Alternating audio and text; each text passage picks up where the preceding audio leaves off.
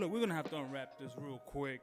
But first, look at these past videos of Teo and Matias. We're gonna come back and again we're gonna unwrap it a little because I got a bone to pick with Teofimo Lopez. Watch this. Subriel Matias, no one knew about him until he started calling me out.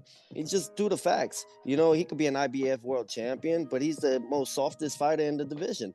Why I say that? Because he's one-dimensional to the point where Puerto Ricans, man, I tear they butt up. Puerto Ricans are easy to beat, and I don't care if the Puerto Ricans feel some type of way. Put them in front of me, we beat them.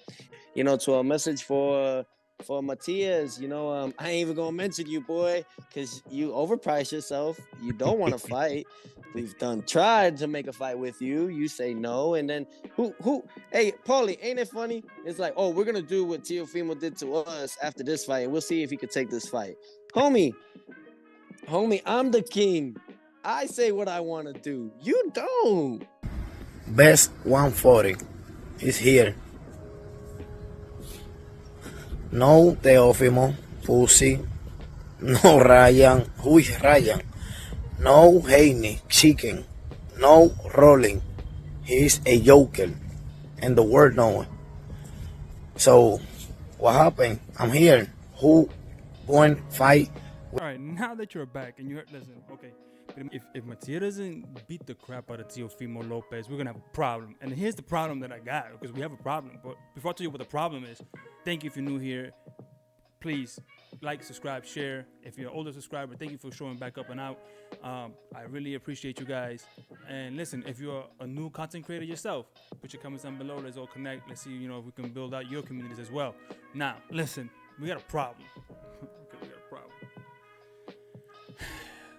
Problem is, I don't think Matias could beat Teofimo Lopez. Mira, ese tipo, and this is what he's gonna whoop our ass. Now, I want Matias, if he's ever gonna have a coming out moment, pause. It's gotta be against Teofimo Lopez. Porque listen, we can't have the disrespect about Puerto Rican fighters and this guy talking. Hey, I don't have a problem with Teo. Teofimo could, you know, outside the ring is a different story. Inside the ring, the man got skill sets. He got skills upon skills. And that's the problem, because Matias is he's not wrong. He's not wrong. He's not wrong when he says he's one-dimensional. And if Teofimo Lopez decides not to fight him in the middle of the ring, he doesn't have to. He can move him and move around better than Liam Paro. He's better than Liam Paro. That's the problem we got. Because, listen, okay, so if Teofimo decides to stand in the pocket and swing with him, then we might have a chance, because at that point in time, you know, Matias undeniably has a lot of power. So he could really hurt Teo if he doesn't move it. I don't know if you can hear, that's a jetliner going by. But anyway, if Teofimo Lopez stands in the middle of the ring, he's going to probably get hurt. And if he does feel the power, he's going to box, and then he can do that too.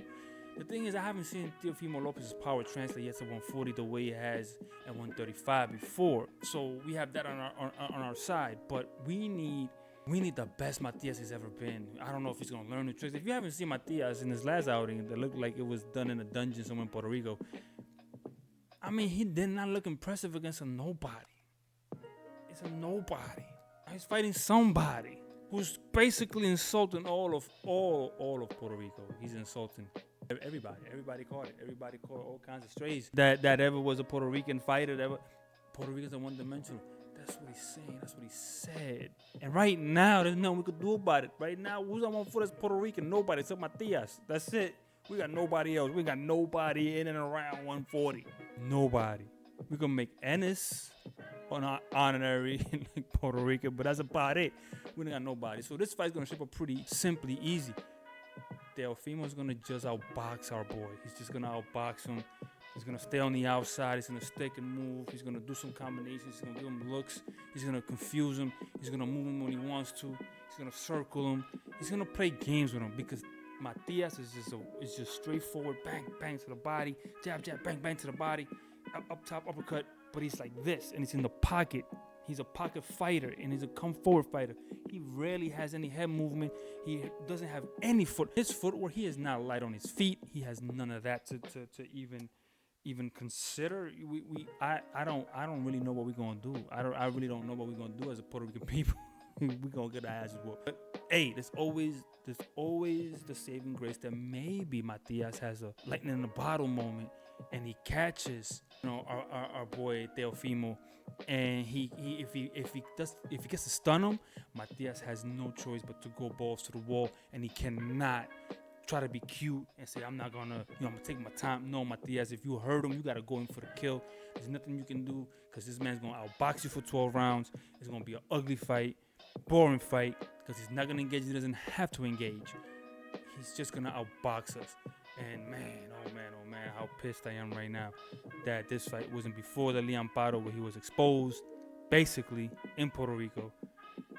And it'd be diabolical if they do it again in Puerto Rico. Listen, don't fight this fight in Puerto Rico. For Lord's sake, don't do it in Puerto Rico. We don't need that kind of, gonna have, Tito's gonna commit suicide that night if he does that. Listen, like I said, Teofimo's gonna use his angles, his jabs, his superior jabs, his superior intellect.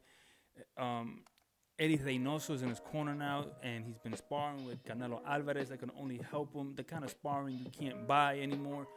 And Matias definitely can't get that kind of sparring, so I don't really know how he's going to prepare for Teofimo. It's his biggest fight to date, bigger than when he won the championship. So this is it. You called him what you called him, Matias. Now this is your time. This is it. After this, there's no more. Like that's it. After this, you're a journeyman. You're a stepping stone. You're a gatekeeper after this. You're the gauge whether anybody else is gonna be elite. So at this point, we gotta make it do what it do, and I don't think we're gonna make it do what it do. But I'm holding out hope. I'm hoping. But just because I'm Puerto Rican doesn't mean that I have to be blind to the fact that this is gonna be easy work more than likely for Teofimo. But I'm holding out. I'm holding out that we haven't seen the best of Matias somehow, some way, and that he pulls it out, and that he, shows us a different facet of his game that we didn't know he had, or he learned a new facet overnight. God, I don't know. But I'm hoping that he hurts Teofimo early and gets him out of there, barnstorming him, and puts an end to it, and that's it. I mean, I don't know how else he wins this fight, really, to be honest, guys. And if you know any different, let me know in the comments down below. Remember, put your socials down there if you're a content creator for boxing. And let's all connect and subscribe to each other. And in the next video, I'm out. Peace.